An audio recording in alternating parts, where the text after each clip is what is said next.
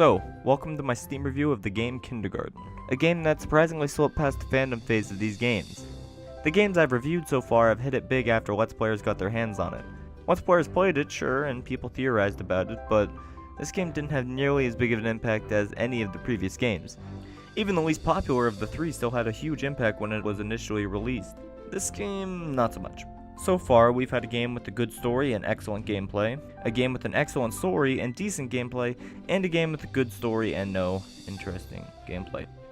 So let's take a look at Kindergarten. Kindergarten is a game about a little boy named, Boy, sure why not, on his first day of school. Well, that's not right, because Nugget, trust me it'll make sense later, says that Bugs throws food at his head every day, and when you finish a day it does say Monday? It's Monday every day. You go through several characters' missions, which all give you items to help you in the final mission. You often have to do your quest in one particular method to guarantee success, or you die, or fail your mission. I guess dying also counts as failing, so the concept's fine, nothing really to complain about. So the characters are more or less typical. You have the teacher that doesn't really care about her job and would rather be doing anything else. There's Nugget, who has a weird obsession with chicken nuggets, who is also the face of the game because random equals funny, people! Cindy, a generic mean girl who bullies people and who also thinks she knows more than other people. Monty, who is the tech-savvy kid who knows how to get things. He acts as your store where you can buy and or sell items to him. Bugs, who is a bully whose dad left him. Sad.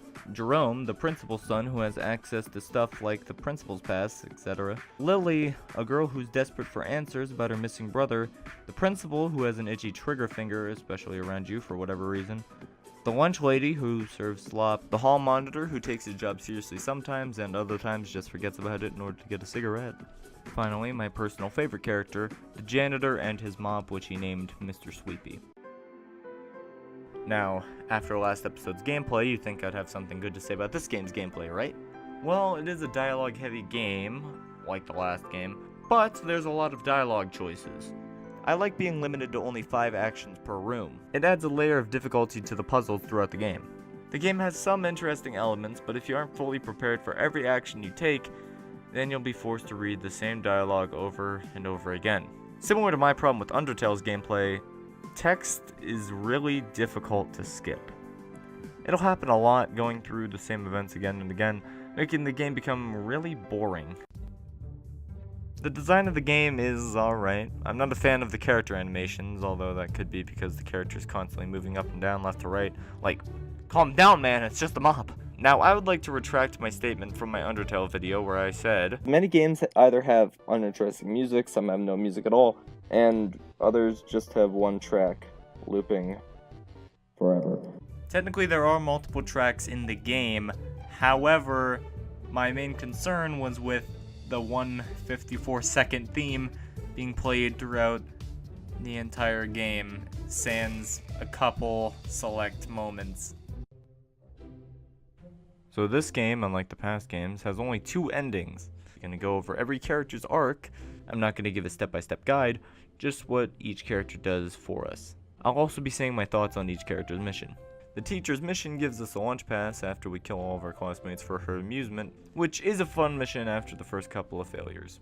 The lunch pass is used in Bugs' mission to kill the teacher because he knows that the teacher is planning on getting him expelled. Bugs' mission gives us a cell phone used in the final mission, and it was pretty straightforward and simple, but was also really fun, and has Bugs be an actually interesting character beyond his abandonment issues. Jerome's mission is to retrieve his laser pointer from the janitor and ends up giving you a mold for a key to the principal's office, used to get an item that will be used in the final mission. Jerome's mission was alright, a boring one if anything. You have to get it again after it ends up in the hands of the janitor, and it could just be the reward wasn't as satisfying as the other ones because Jerome's prize has to go through Monty. Speaking of which, Monty doesn't want anything except payment for getting the key made. As said previously, this will be used in the final mission. You have to earn $20 before the day is up. This mission does make you realize how much you can earn in a day, which is good for getting more money. It's not my favorite mission, but it does have its charm. Cindy's mission, much like Jerome's, unlocks an item that has to go through another character in order to get a useful item. Basically, you get a flower for being Cindy's boyfriend for a day.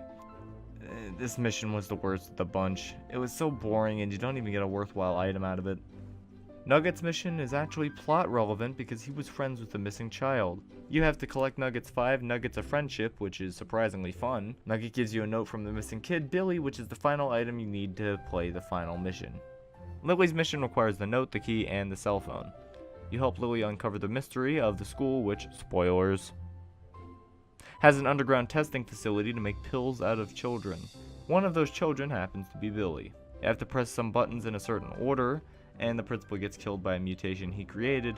Billy is saved. For this, you get a guide to collect all Monstermon cards and a card that you can only get from completing that mission. This was the first official ending for the game, and in case you were wondering, no, Billy doesn't show up after this. The mission was a satisfying enough conclusion to the mystery, however, I have yet to talk about the Monstermon cards. There are 25 cards throughout the game, and you have to acquire all while going through the day-to-day life of the kid. Much like the items that you are given after a mission, these carry over from day to day. This is important because Nugget gets a second mission. It requires you to bring all of the Monstermon cards to the school. You have to redo Nugget's original mission. This is because you have to present the 25 talisman to the Nugget Cave, which kills everyone in the school except Nugget and our unnamed character. Nugget thanks you for playing the game, saying he'll be back for Kindergarten 2, which brings another member onto the board of meta characters in the Steam review lineup, and jumps into the Nugget Cave killing himself. This ending was a lot weirder, and to be honest, wasn't worth collecting all the Monstermon cards. Monstermon cards took me a long time to collect because the guide wasn't really straightforward. Regardless, if you're a person who 100% completes things often, then this ending probably would have been a good one. Kindergarten was a popular game, just not popular enough. I feel like the problem with this game was that the humor didn't always land. The game suffers from the same problem I had with Doki Doki Literature Club, where its story was the focus and the gameplay suffered. Huh. It's almost like I planned it out when I put the two games into a poll or something. In the end though, the game was fun sometimes, but it being so boring kind of annihilates any replayability. I wouldn't recommend 100% completing the game, mostly because of its repetition and dialogue. Finish the main story and let the game sit for a while. Either that or collect as many Monstermon cards while doing the main story. Weirdly enough, on my personal enjoyment scale, I found myself enjoying Doki Doki Literature Club more than this. But of course, since this is a game that has slightly better gameplay than DDLC, but also a slightly worse story, I'm putting it right next to it on the chart. Thank you all for watching this video. If you enjoyed it, consider watching my playlist of previous Steam reviews so you'll get context for this one. Next episode, I'm reviewing a game of my choice, and after careful consideration and realizing I've been reviewing good games at their worst, next episode I'll be reviewing the indie classic Simulator Hipsteria 2K17.